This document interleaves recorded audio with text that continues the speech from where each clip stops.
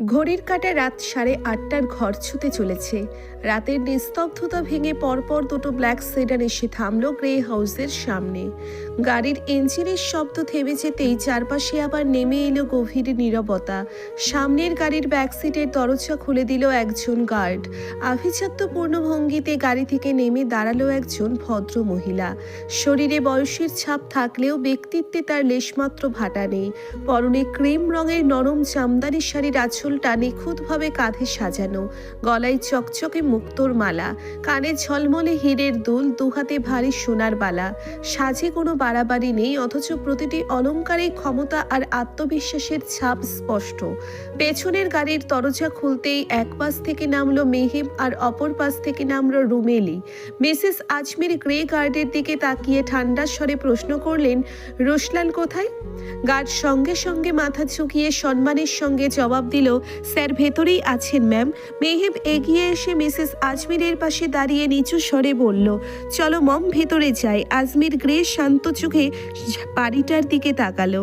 বিশাল বাড়িটা গাঢ় অন্ধকারে ডুবে আছে, কেবল বাগানের চারপাশে লাগানো রঙিন লাইটগুলো জলজলে আলো ছড়াচ্ছে। চন্দ্রের রূপালী আলোয় পুরো বাড়িটার দেওয়ালে দেওয়ালে রেখা টেনে যাচ্ছে। আজমির রুমেলিকে সঙ্গে নিয়ে ভেতরের দিকে এগোলো। মেহেব ওদের পেছনে যেতে যেতে গার্ডদের নির্দেশ দিল, লাগেজগুলো ভেতরে নিয়ে আসো।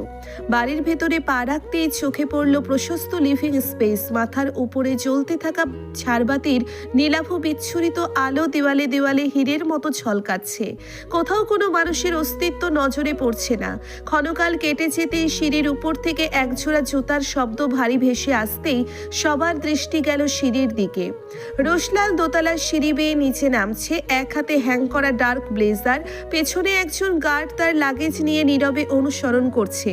ওর সুঠাম দেহে জড়ানো সাদা শার্ট ও কালো ফিটিং প্যান্ট, সিল্কি ব্রাউন চুলগুলো জেল দিয়ে পারফেক্টলি সেট করা, রক্তাভ ঠোঁটের কোণ হালকা বাঁকানো। মারাত্মক লাগছে রোশলালকে। রুমেলিকে মুহূর্তের জন্য চোখের পলক ফেলতে ভুলে গেল। ও হাঁ করে তাকিয়ে রইল রোশলালের দিকে।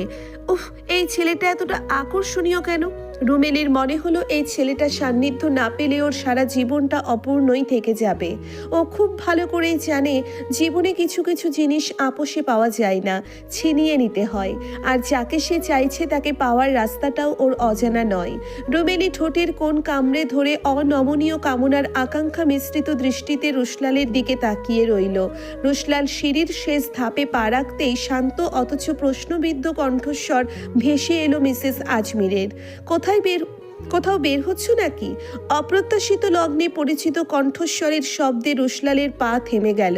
চোখের দৃষ্টি কয়েক হাত দূরত্বে দাঁড়ানো মিসেস আজমিরের উপর স্থির হতেই মুখাবয়বে খেলে গেল স্পষ্ট বিস্ময় ভাব। এই মুহূর্তেই মিসেস আজমিরকে এখানে মোটেও আশা করেনি রোশলাল। মম, তুমি এখানে? তারপর দৃষ্টি ঘুরিয়ে পাশে দাঁড়ানো মেহেবের দিকে তাকিয়ে শুধালো, তোরা আসবে জানাসনি তো? আমি গাড়ি পাঠিয়ে দিতাম। মম মানা করেছে, বলেছে তোমাকে সারপ্রাইজ দেবে। রোশলাল কথা না বাড়িয়ে সোজা আজমিরের দিকে এগিয়ে এলো। ওর কণ্ঠস্বরে কিছুটা কোমলতা খেলে গেল। তোমার শরীর ঠিক আছে তো মম? মেহেব তো বলছিল তুমি অসুস্থ। মিসেস আজমির ঠোঁটের কোণে ক্ষীণ হাসি ফুটিয়ে তুলল। আমার কথা তোমার মনে আছে তাহলে?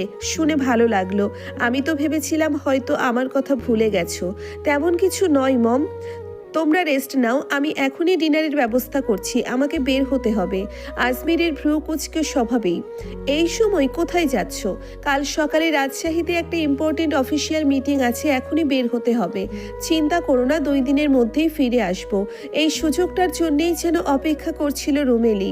সঙ্গে সঙ্গে কয়েক পা এগিয়ে এসে মিষ্টি হেসে বলল, আমিও তোমার সাথে যাব। মুহূর্তের মধ্যেই রোশলালের চোয়াল শক্ত হয়ে গেল। চোখের দৃষ্টি ঠান্ডা হলেও ভেতরে ভেতরে রাগের আগুন তীব্রতার সাথে ছড়িয়ে পড়ল। একটা মেয়ে কতটা নির্লজ্জ হতে পারে রুমেলিকে সামনে না দেখলে হয়তো সে নিজেও বিশ্বাস করতো না। স্পষ্টভাবে দূরে থাকার থ্রেট দেওয়ার পরেও এমন বেহায়াপনা! রোশলাল আর 1 সেকেন্ডও নষ্ট করল না।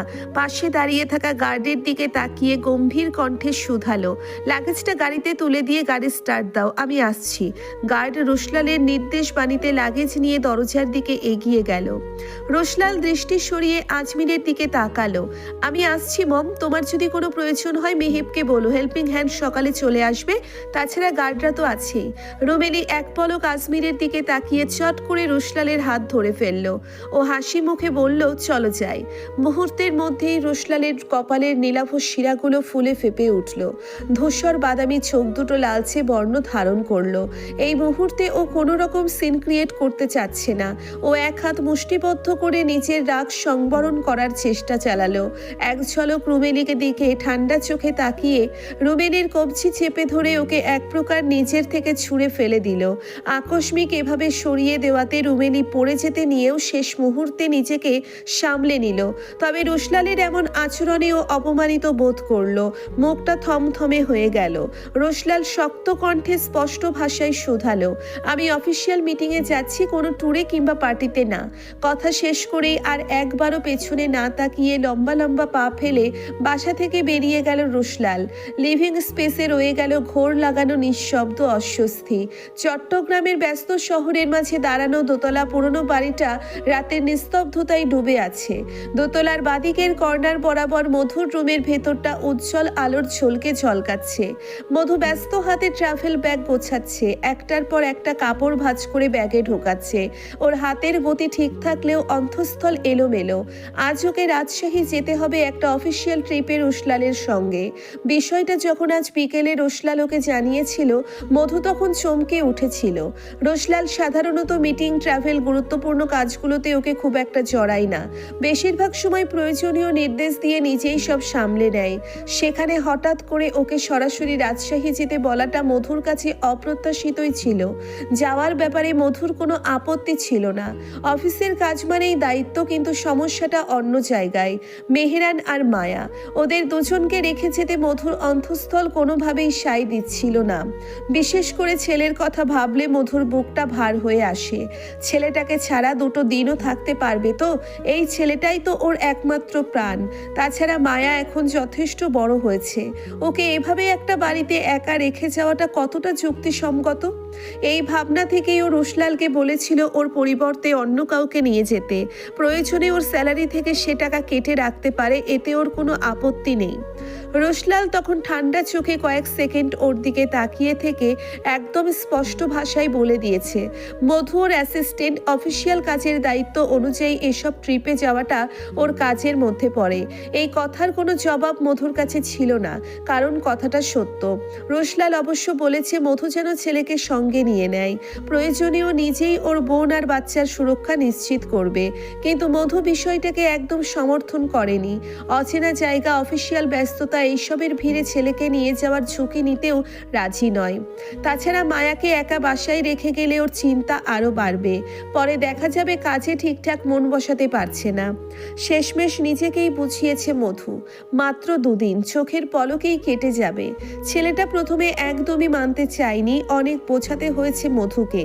আদর, ভালোবাসা, আশ্বাস সব ঢেলে দিয়ে কোনোভাবে ছেলেটাকে রাজি করিয়েছে।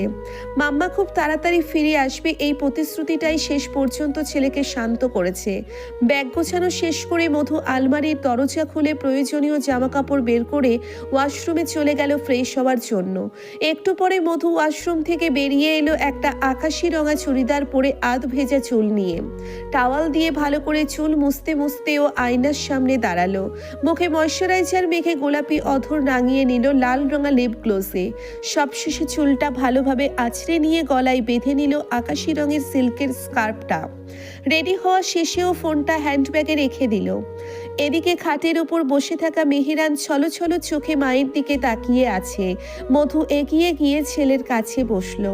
ছেলের মাথাটা হাত বুলিয়ে আদর করে বলল, দুষ্টুমি করবে না, ঠিক আছে? মামনিকে একদম বিরক্ত করবে না, ভালো ছেলে হয়ে থাকবে। মাম্মা খুব তাড়াতাড়ি ফিরে আসবে।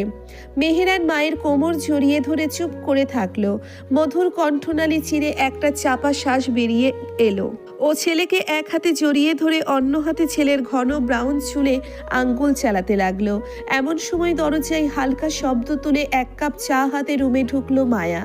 ও মধুর দিকে এগিয়ে গিয়ে কাপটা মধুর দিকে বাড়িয়ে দিয়ে বলল, এইটা খেয়ে নে, সারাদিনে তো কিছুই ঠিক মতো খাসনি, দেখবি শরীরটাও রিফ্রেশ লাগবে। মধু হাত বাড়িয়ে চায়ের কাপটা হাতে নিল। গরম কাপে হাত লাগতেই খানিকটা উষ্ণতা ছেয়ে গেল আঙ্গুলের ভাঁজে। ও চায়ের কাপে চুমুক দিল। লিকার চায়ের মিষ্টি স্বাদটা অনুভব হতেই মস্তিষ্কের ভেতরের জমে থাকা এলোমেলো ভাবনাগুলো অনেকটা হালকা হয়ে এলো।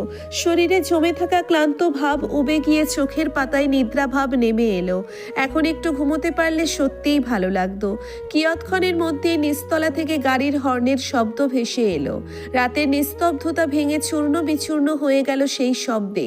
মায়া এগিয়ে গিয়ে জানালা দিয়ে নিচে তাকিয়ে বলল, গাড়ি এসে গেছে আপু, তোকে এখন বের হতে হবে। মধু চায়ের কাপটা খাটের পাশের বেডসাইড টেবিলের উপর নামিয়ে রাখলো।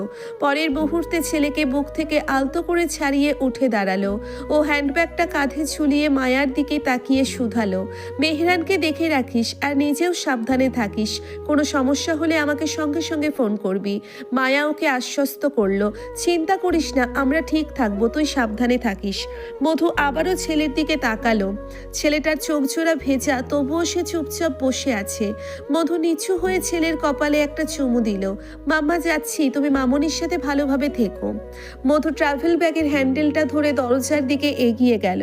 ঘর থেকে বেরোনোর আগ মুহূর্তে একবার পেছন ফিরে তাকালো, তারপর দরজা খুলে বেরিয়ে গেল। মধু বেরিয়ে যেতেই মায়া দরজাটা ভালো করে লক করে দিল। সিঁড়ি বেয়ে নিচে নেমে আসতেই মধুর চোখে পড়ল গেটের সামনে দাঁড়িয়ে থাকা চকচকে ব্ল্যাক মার্সিডিসটাই। বাড়ির সামনে আলো আধারের মাঝে গাড়িটা আলাদা করে চোখ লাগছে। মধু গাড়ির সামনে এসে দাঁড়াতেই ব্যাকসিটের কাজ নেমে গেল। মুহূর্তেই রোশলালের রাজস্বী গাম্ভীর্যপূর্ণ মুখটা স্পষ্ট হয়ে উঠল। এর মধ্যেই ড্রাইভার নেমে এসে মধুর হাত থেকে ব্যাগটা নিয়ে গাড়ির ডিকিতে রেখে দিল। এদিকে মধু কনফিউজড হয়ে দাঁড়িয়ে রইল। ড্রাইভারের পাশের সিটে বসবে নাকি ব্যাক সিটে? গাড়ির ব্যাক সিটে রোশলাল বসে আছে। রোশলালের পাশে বসতে ওর ইতস্তত লাগছে। এদিকে ড্রাইভারের পাশে বসাটাও বেমানান ঠেকছে। ওর ভাবনার মাঝেই গাড়ির ব্যাক সিটের দরজাটা খুলে গেল। ভেতর থেকে ভেসে এলো রোশলালের ব্রাশভারী কণ্ঠস্বর। আর কোনো উপায় না দেখে মধু কিছুটা আড়ষ্টতা নিয়ে গাড়িতে উঠে বসলো। গাড়ির ডোর বন্ধ গেল নিমেষেই। গাড়ির কাঁচ উঠে গেল। মুহূর্তেই গাড়ির ভেতরটা আধো অন্ধকারে ডুবে গেল। রোশলাল সিটে হেলান দিয়ে বসে স্থির চোখে মধুর দিকে তাকিয়ে আছে। মধু এক হাতে স্কার্ফটা মুঠোবন্দি করে মাথা নিচু করে বসে রইল। ও আশেপাশে না তাকিয়েও বেশ বুঝতে পারছে একজোড়া চোখের গভীর দৃষ্টি ওকে একটু একটু করে গ্রাস করছে। গাড়িটা ধীরে ধীরে চলতে শুরু করলো। রাতের নিস্তব্ধতা চিরে ব্যস্ত রাস্তার দিকে এগিয়ে গেল কালো মার্সিডিসটা। রাস্তার বাতিগুলো একটার পর একটা পেছনে সরে যাচ্ছে। আলো ছায়ার খেলায় শহরটা ঘুম ভাঙা কোনো দৈত্যের মতো নীরবে জেগে আছে। রোশলাল ল্যাপটপটা কোলের ওপর রেখে অন করলো। স্ক্রিন চলে উঠতেই নীলাভ আলো ওর মুখে এসে পড়ল।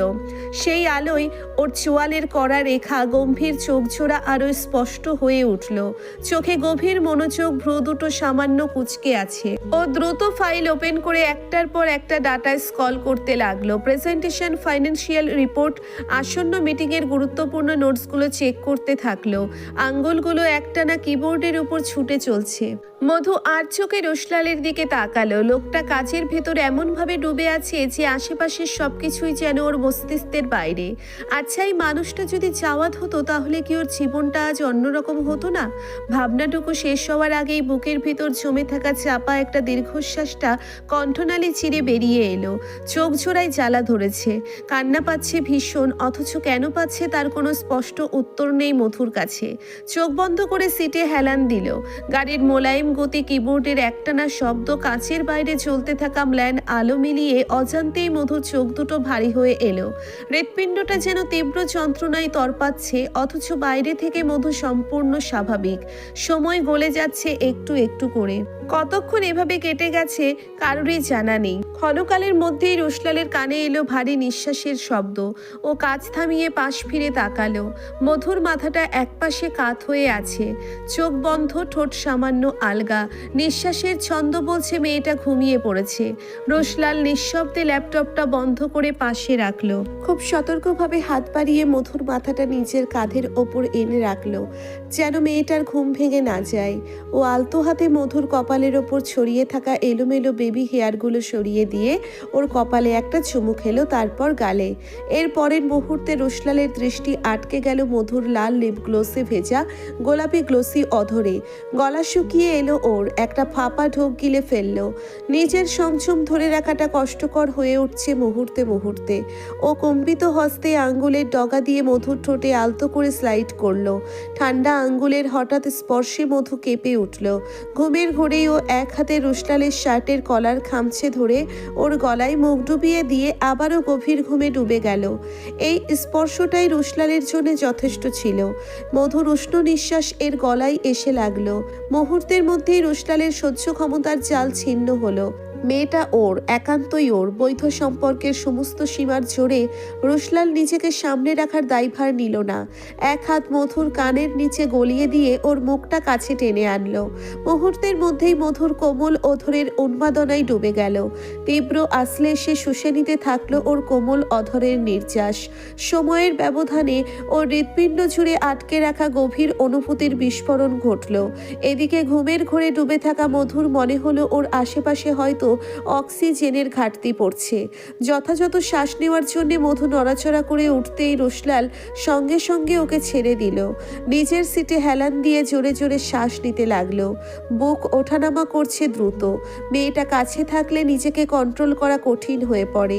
এই মেয়েটা একদিন ওকে মেরে তবেই দম নেবে ভাবতেই নীরবে হাসলো রোশলাল। এদিকে মধু গুটিসুটি মেরে রোশলালের বুকে ঘুমিয়ে আছে একদম নিশ্চিন্তে।